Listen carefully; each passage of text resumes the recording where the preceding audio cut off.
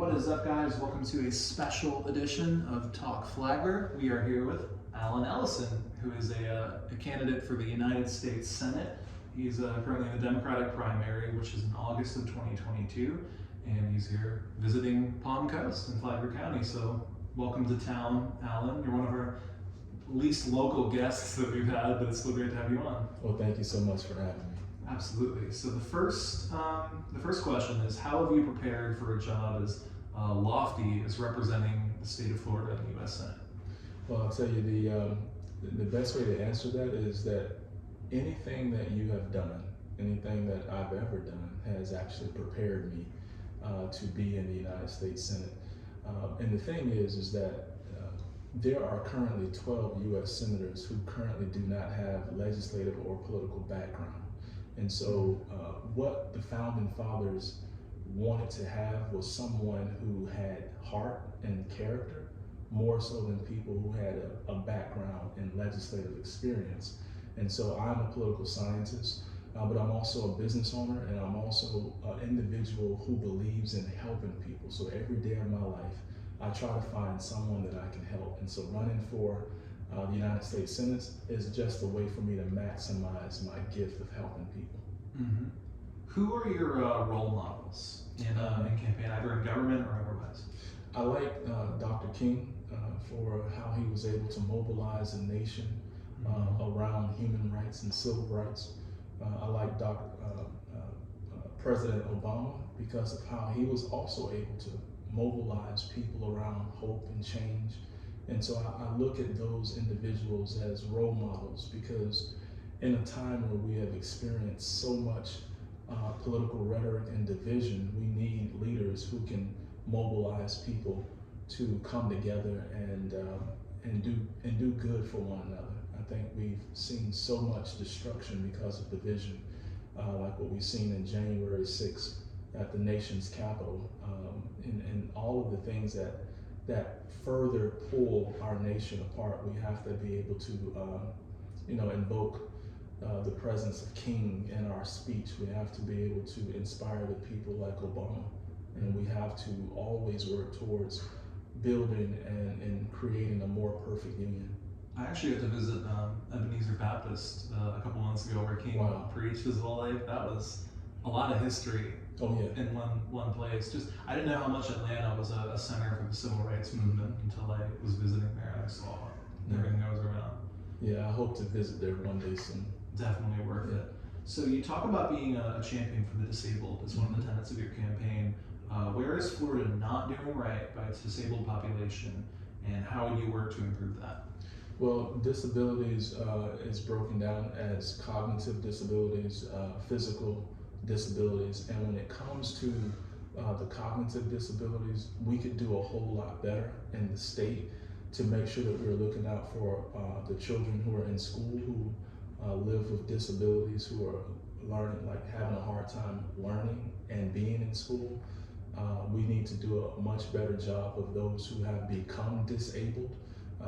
I believe that we are not doing enough to look after our veterans who are disabled. We're not doing enough to look after individuals who have been deemed disabled by a medical physician, and we're being denied, year in and year out. I think that what it boils down to is a lack of financial resources, and I think that's one of the reasons why individuals are being denied. I think it's kind of a numbers game, if you will, where people, administrators deny you the first time, the second time, the third time, sometimes up to 8 times because there's just not enough financial resources. So the thing that I want to be able to do is not only increase the amount of benefits that people receive, but also stop the process of being denied once you've been deemed disabled. And I think the thing is that it's going to take someone who understands the disability community, but also to make sure that we have the financial wherewithal to be able to handle the resources that's going to be needed, because there are literally 69 million Americans who have a disability. There's 2.8 million Floridians who have a disability of some type, and there's at least a 1.4 million who have not received disability benefits, but have also been deemed disabled.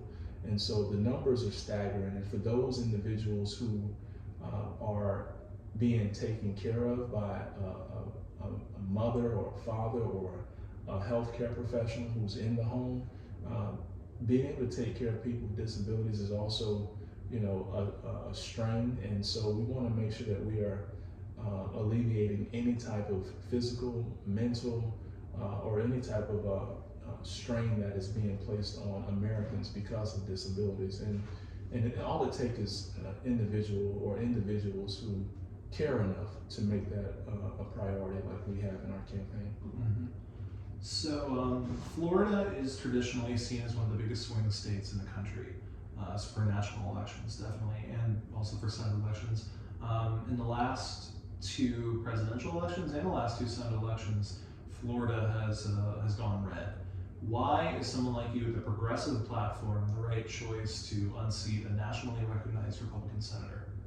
I believe that I'm the right choice because my approach to policy and my approach to people is perfect for how the people will be able to perceive what they are looking for. And what I mean by that is most people are not coming out to vote on the Democratic side because we don't have a Democratic leader who is actually speaking to the needs of the Democratic voters. And we don't have a Democratic leader who is speaking to the needs really of all voters. And the thing that sets me apart from my opponents as well as from the Democrats that have lost the last couple of federal elections is the fact that I spend the most time engaging with voters on the issues that matter most to them. I spend the most time doing monthly town halls. I spend the most time doing weekly engagements, virtual discussions, and what we call the Power Hour chat on Twitter, where I'm literally answering every single question in under an hour every single Friday.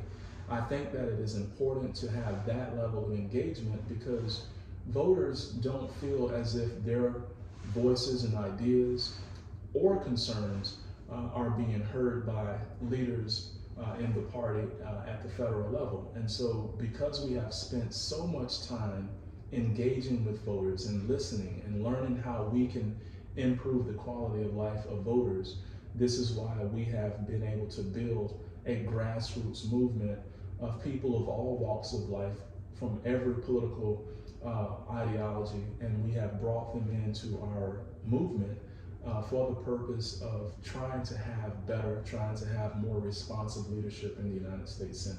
Mm-hmm.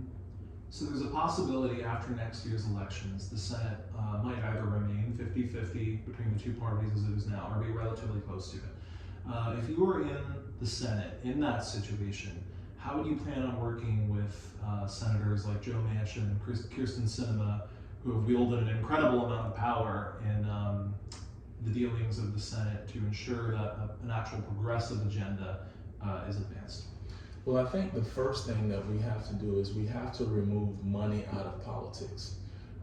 And that's what one of the things that For the People Act does. It moves money out of politics. And I think that if we can get money out of politics, a lot of leaders in the United States Senate will be forced to deal with the issues at hand and not be swayed by who's making financial contributions to their campaigns. Mm-hmm. In the end, we are supposed to be looking out for and representing the interests of the people. But when you have special interest groups, corporate PACs, and organizations that are putting so much money into the campaigns of these senators, then it makes it very difficult for them to actually get legislation passed, progressive legislation or any legislation passed, that will have a direct positive impact on the people. So I would definitely push for the People Act to get money out of politics.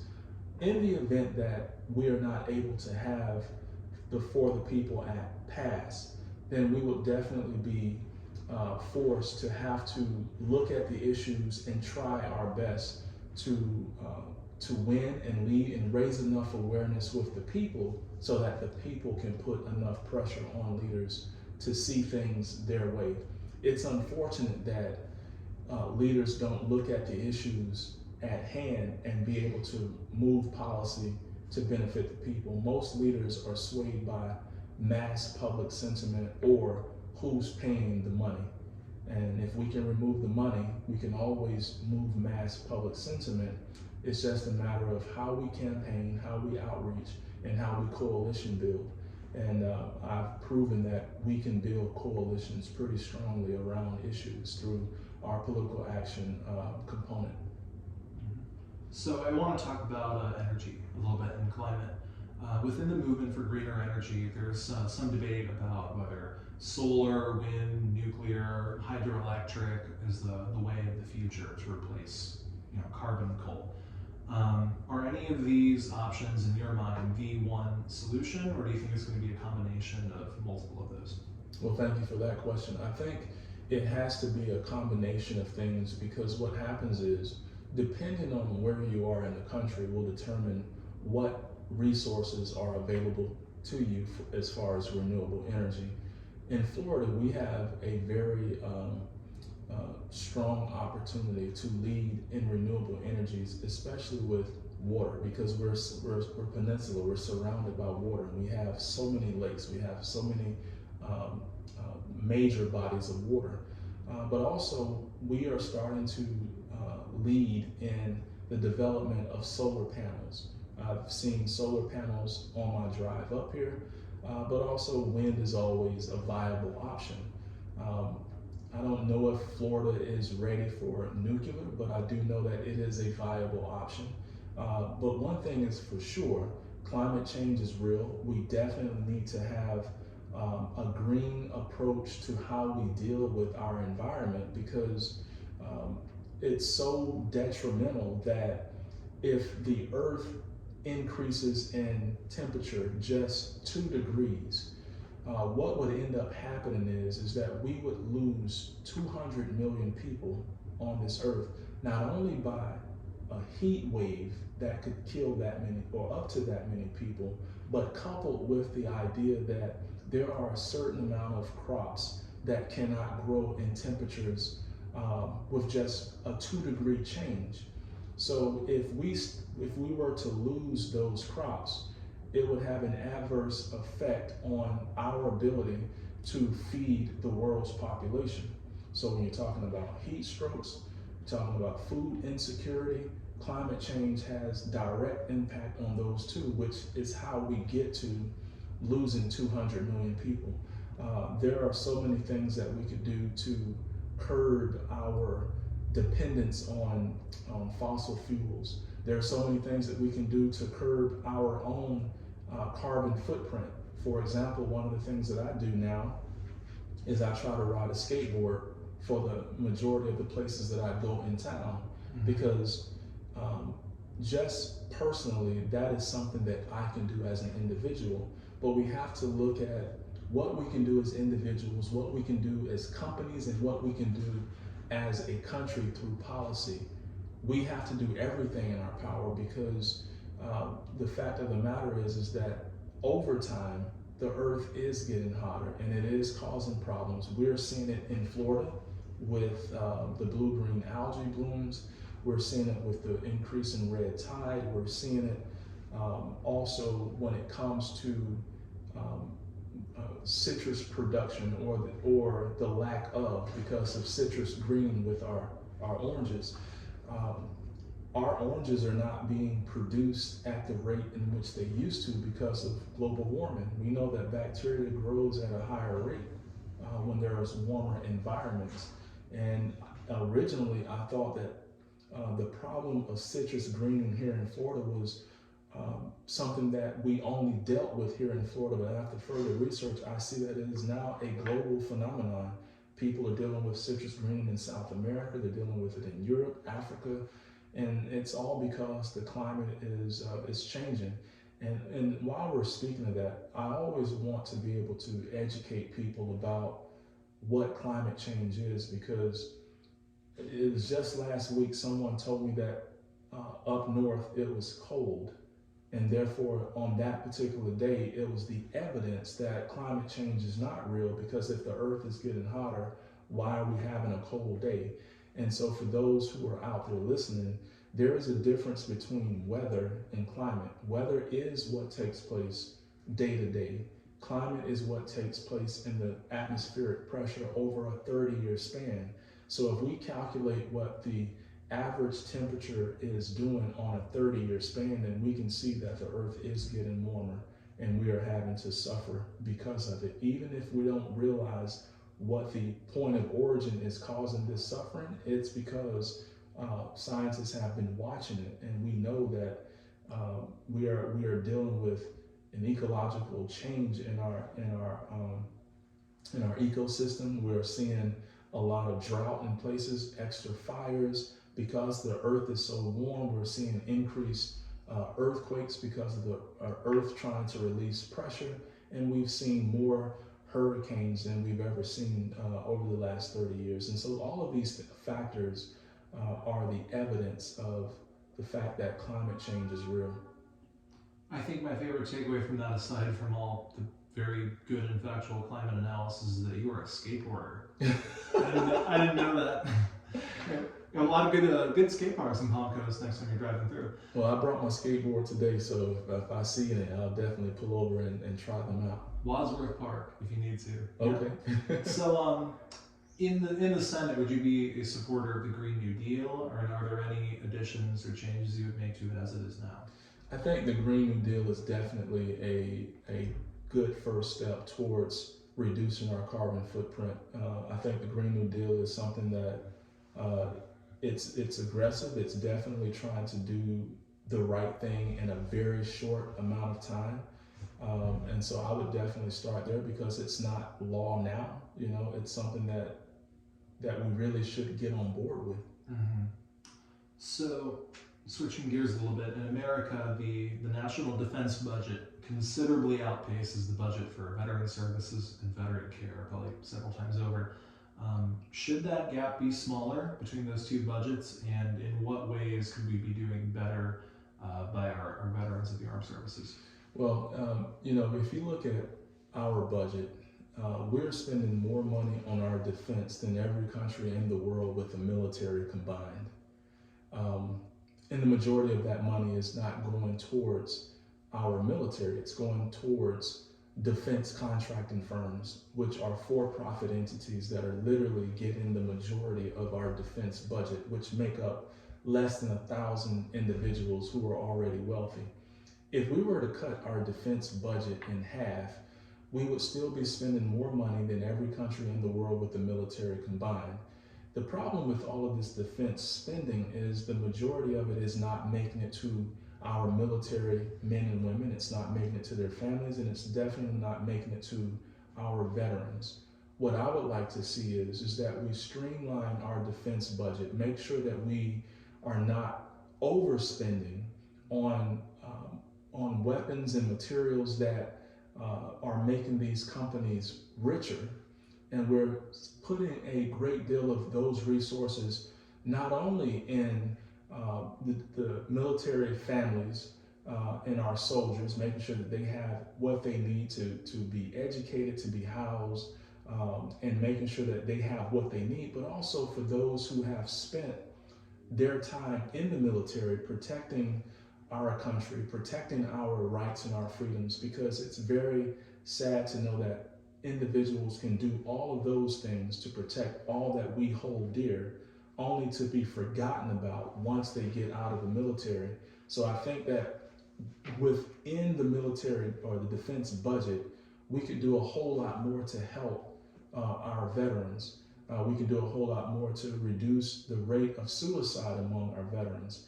We can do a lot to streamline the process of how medical data is delivered between agencies or between hospitals.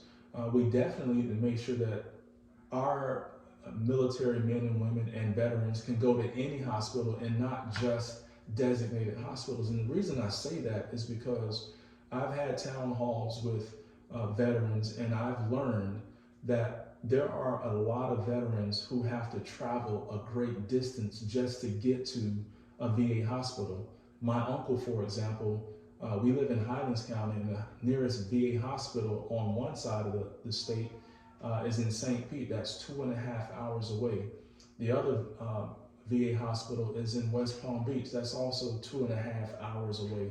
And so when a veteran is in pain, when a veteran is hurting and need care, a 2.5 hour drive is just too far. When we can streamline that process and connect more hospitals into the network and make it where they can get the help that they need without having to suffer in the process. Mm-hmm. So I got a couple more questions. In states like Texas, Georgia, and even Florida, potentially in the near future, measures to limit access to abortion are quickly changing the landscape of women's health care. There's even a growing possibility of the Supreme Court potentially overturning Roe v. Wade. Do you support codifying Roe v. Wade at the federal level? And I wonder if there are any other ideas you have where it pertains to the abortion issue. Yes, I do believe that we need to codify it, especially when we have states who are going around the existing ruling and making up new rules. I think that we have to push for legislation that supersedes these state laws like Texas, but I also believe that we should add more justices to the Supreme Court.